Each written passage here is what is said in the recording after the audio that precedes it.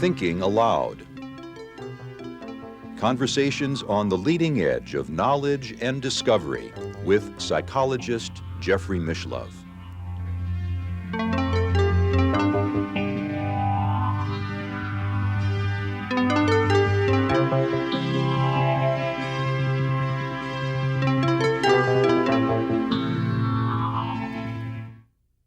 Hello and welcome. I'm Jeffrey Mishlove.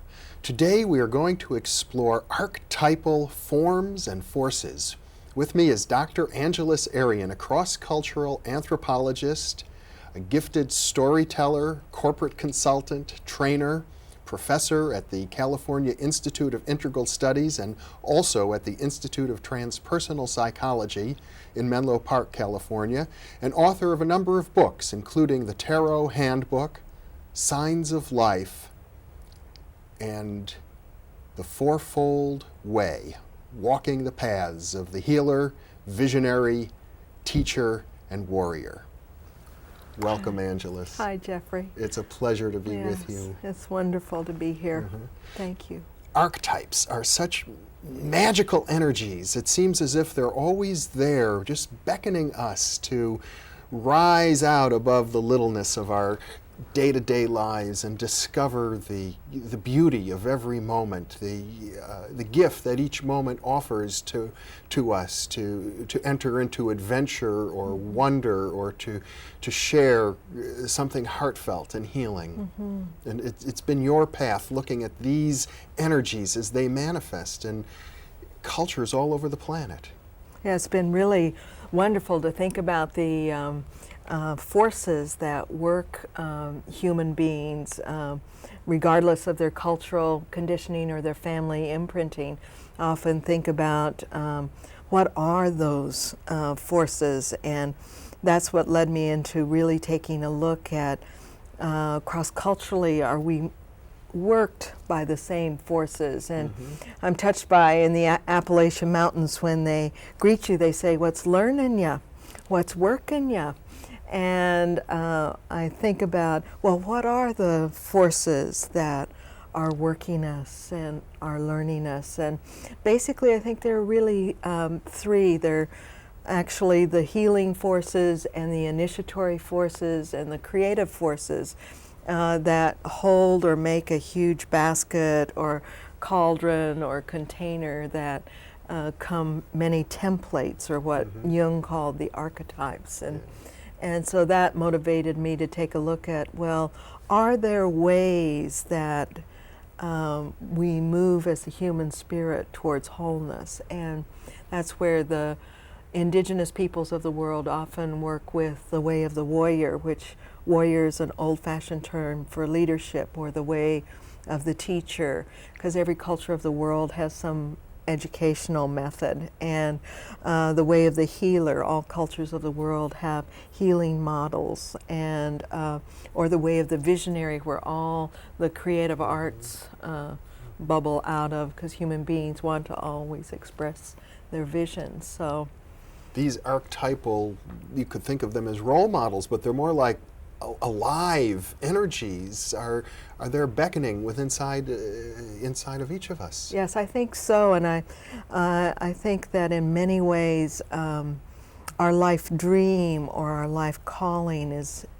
ignited, or we have a tendency to remember why we're here and what is it that we're really here to do as human beings. And I think in many ways we're here to really learn about love and express love, and we're really here to create, and our life dream is really anchored in intimacy, and those forces percolate there in many ways, just waiting to see which one they can seize next. It's almost like being seized by the muses. And I often think about the 9 muses in Greek mythology, and how in many ways, even though they were all feminine in form, they were gate openers to the mysteries of these archetypes, or in many ways would beckon us to music or science or to the arts or a particular way that we might be called. I think it's interesting for people to reflect, or the audience maybe to reflect, if they had, what ways have they really explored? Have they explored leadership, the way of the warrior? Or have they explored healing modalities or medicine? Or have they explored the wisdom ways, which is the way of the teacher? Or the creative fire, which is really found in all the arts globally. You suggest that if we leave these potentials within us unexplored, they become latent in ways that sort of provoke us, and sometimes that provocation might manifest as a depression or as an anxiety, that we're out of sorts with our lives. We may not know why, but it might be the healer yearning to be born. Yes, it's. I often think about what Jung said some time ago, when he said that the psychological mechanism for transforming energy is the symbol. And I think in our dream life, we get those nudges from the psyche, and we can be standing in the shower, and the psyche is thinking, "Oh, good, now they're available for some information to come through," or we're driving along on the freeway. I think consciousness is really about, if I'm not here, but I've parked my body. Let's say that you're here and you have the vacancy sign on. Consciousness would be about really tracking where I am if I'm not here. And I think that the psyche is always giving us information. It never gives us more than we need or less than we need, but it's always nudging us. It's like the invisible ox herding poke that is there. And I think depression, a lot of depression is a lot of creativity, a lot of information that has come through intuitively or through guidance or through dreams that hasn't been acted upon.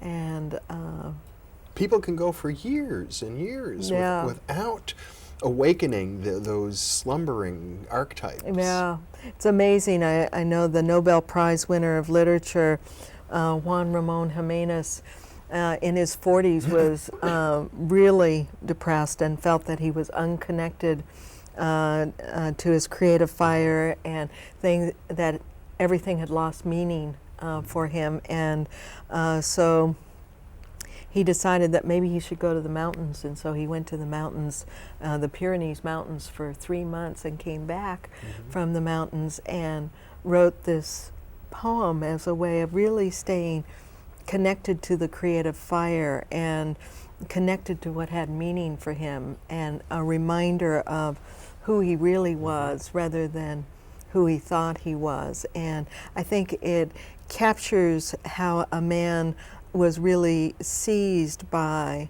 an archetype. And I think the archetype of healing and the archetype of the visionary, when he wrote, "I am not I am the one who walks beside me that I cannot see, and the one whom at times I manage to visit, and the one whom at times I forget, and the one who remains calm and silent as I talk, and the one who forgives gently as I move into anger or fear or doubt, and the one who walks where I cannot go, and the one who remains standing when I die."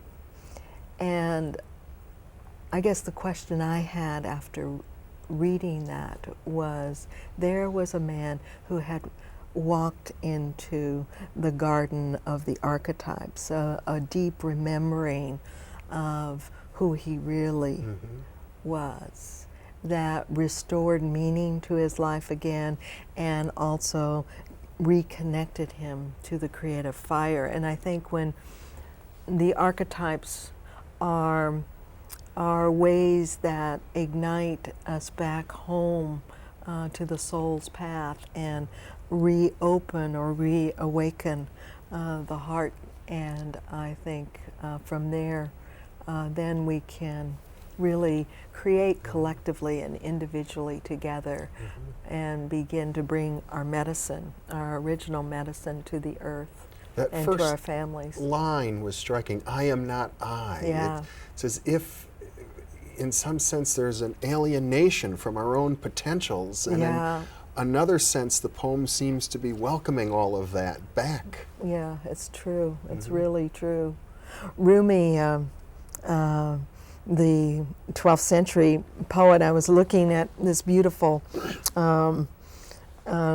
rug that you have here on the floor, and I was thinking about it being like a magic carpet, and just the whole motif of the magic carpet is, I think that archetypes take us back to wonder and awe and curiosity, and to the instinctual magic that's within. And I love that the Egyptian hieroglyphs, for magic, literally, when you take it apart, is the art of communication. And Rumi, the 6th century poet, used to love to sit on one of these old like Turkish rugs, and sit there as he would write a poem to remember that we must move from within. Don't move the way fear wants you to. Begin a foolish project. Noah did. And I think what's really interesting is that if we can get back home, we can start moving from within and beginning to disengage the inhibitors to love and creativity, which are found in fear and pride, and move. Don't move the way fear wants you to, and begin a foolish project, our life dream or a heart song. Noah did. I love that. Noah did. And so I think you're absolutely right. I think, in many ways, with the research that you contributed and really the pioneering work that you did with parapsychology and the work of intuition, you really went home to a very deep place in honoring the mystery and the intuitive and the transpersonal. And I think that with the 21st century, the call is really to go home so that we can redream our lives again, and to redream the earth again, in a way. Yeah. Alan Watts wrote a book that had a funny title. It was called The Book. I think the subtitle was something about the book about the conspiracy against knowing who you are. And since you remind me of my own path in parapsychology and intuition, it's striking to me that there was something like a social conspiracy to keep this wisdom, this knowledge away from the mainstream. Now that's changing very, very rapidly these days, but I think for many people there is still a kind of subtle pressure to remain locked into the smallness of who we conceive ourselves to be, not to be aware of these archetypal energies and potentials and promises within us, but to think of ourselves as the worker or the person who has a dreary life, or something like that. Yeah, it's so limited. It's a limited view of the magnificent, wondrous, multifaceted creatures that we are, and the power of the human spirit. I really feel that there's such a heart sickness or a soul loss that's taking place because people won't stand behind their gifts and talents. There's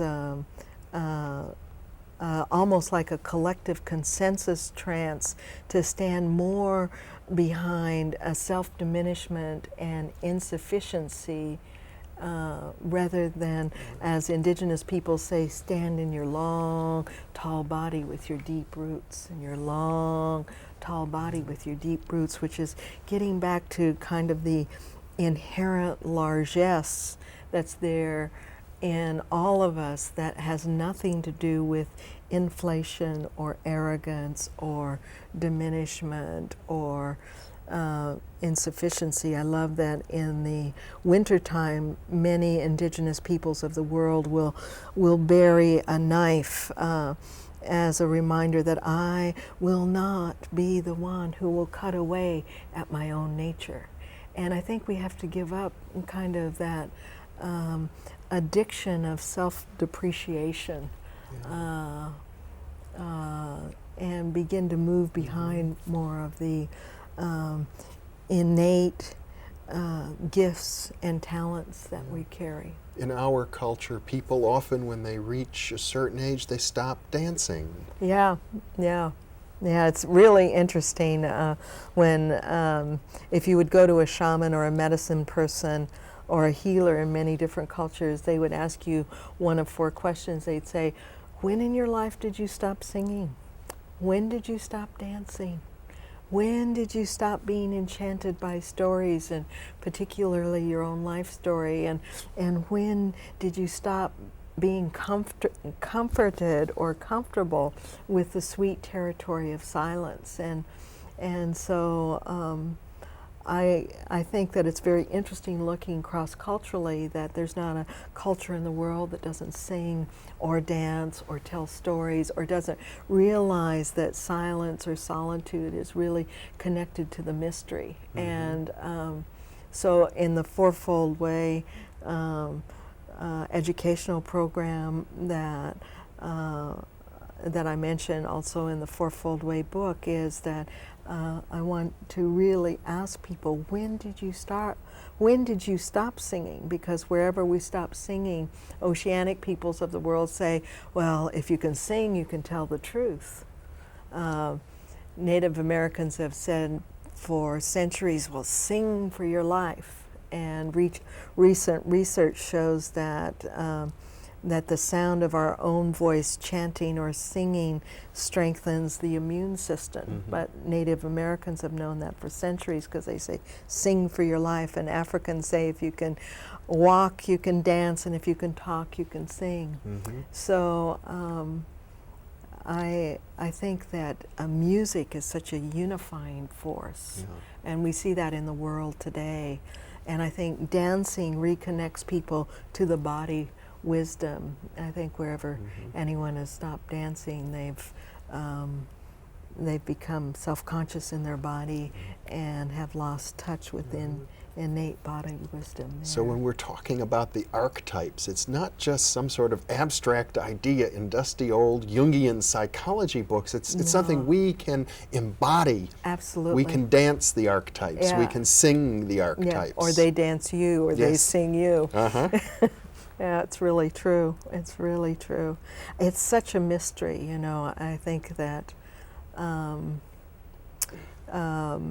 many indigenous peoples often say or believe that our ancestors stand behind us, that our male ancestors stand behind us on the right and our female ancestors stand behind us on the left, and they really say, oh, well, maybe this one will be the one that will bring forward the good, true, and beautiful. Oh, maybe this one will be the one that will break the harmful family patterns or the harmful cultural patterns. Oh, maybe this one will be the one. And I often think about if the archetypes were standing behind us or around us, they say, oh, maybe this one will be the one that will bring forward the good, true, and beautiful aspect of this life force energy.